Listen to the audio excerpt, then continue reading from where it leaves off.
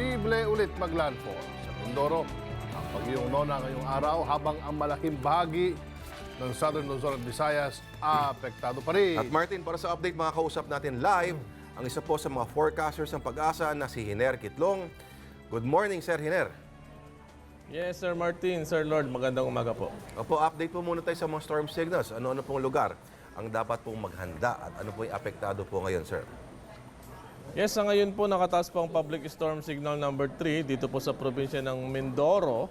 Kasama po ang Lubang Island, Marinduque at Romblon.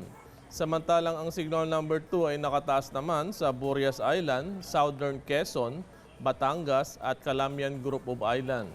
At signal number 1 nakataas naman po sa Metro Manila, Masbate, kasama po ang Ticao Island, Camarines Sur, Camarines Norte, Albay, Cavite, Laguna, Bulacan, Rizal, Northern Palawan, Bataan, nalalabing bahagi ng Quezon, Aklan, Capiz, Antique at Iloilo.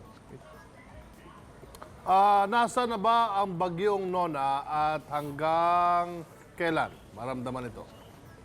Sa ngayon po, ngayong alas 4 ng umaga, ito na ay nasa 40 kilometers hilaga-hilagang silangan po ng Romblon. At inaasahan po na mamaya bago magtanghali ay maglalandfall na po ito sa Mindoro provinces. Kaya pagdating po ng gabi, nasa West Philippines na po ito, kung saan maapektuhan na po ng amihan. Kaya unti-unti na po itong hihina. Hiner, parang nakikita namin ibang mga, yung mga live points. Parang hindi ganun kalakas masyado yung mga hangin o yung mga ulan na dala na itong si Nona. Yung pong tumama itong bagyong si Nona dito po sa may Sorsogon o tumama na po sa Kolopaan, medyo lumait na po yung diameter nito. Nakaraan po nasa mga 300 kilometers po yung diameter pero sa ngayon po nasa may 250 na lamang po. Ito rin po yung dahilan kaya naging signal number 1 muli ang Cavite kasi kahapon po o kagabi naging signal number 2 dahil lumit po ito kasama na po Metro Manila. Inaasahan po natin kasi kahapon na posibleng magkaroon ng signal number 2 sa Metro Manila. Dahil lumit po ito, naging 250 na lamang po yung diametro niya, nabawasan na po, naging signal number 1. Kaya medyo dito sa Metro Manila, hindi gaanong ramdam, kung baga pag-ambon lamang. Ganon din po sa ibang bahagi po ng southern part ng Luzon. Pero po dito po kung saan nakataas yung public storm signal number 3 at signal number 2, medyo ibang ulan at kalakasang hangin ang nararanasan nila. Doon sa mga maramdaman ang signal number 2 at 3, Kahiner, no? Posible pa ba yung storm surge sa mga lugar na yan? Opo, may babala po tayo dyan. Maaari po itong umabot ng 3 metro yung storm surge. At lalo na po kung may kasama pong high tide.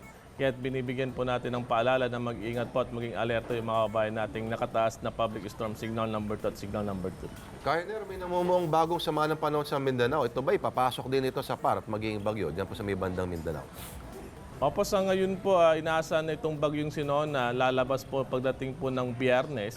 Yun naman po ang pagpasok nitong low pressure area na ito, kung saan mas mababa po ito kaysa pinasukan ng bagyong si Nona, kaya malaki pong possibility na maging bagyo po ito bago pumasok. O ang magiging pangalan ng bagyong ito, Sir Hiner? Pagpasok po nito sa PAR, ang pangalan po natin ay Unyok.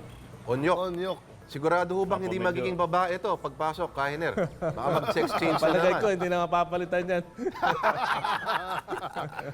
Salamat, mabuhay ka, Kahiner Itlong. Advance Merry Christmas, sir. Advance Merry Christmas. Merry mga Christmas din taga-Pag-asa. po. Be sure to come back. News 5 everywhere. Copyright 2015.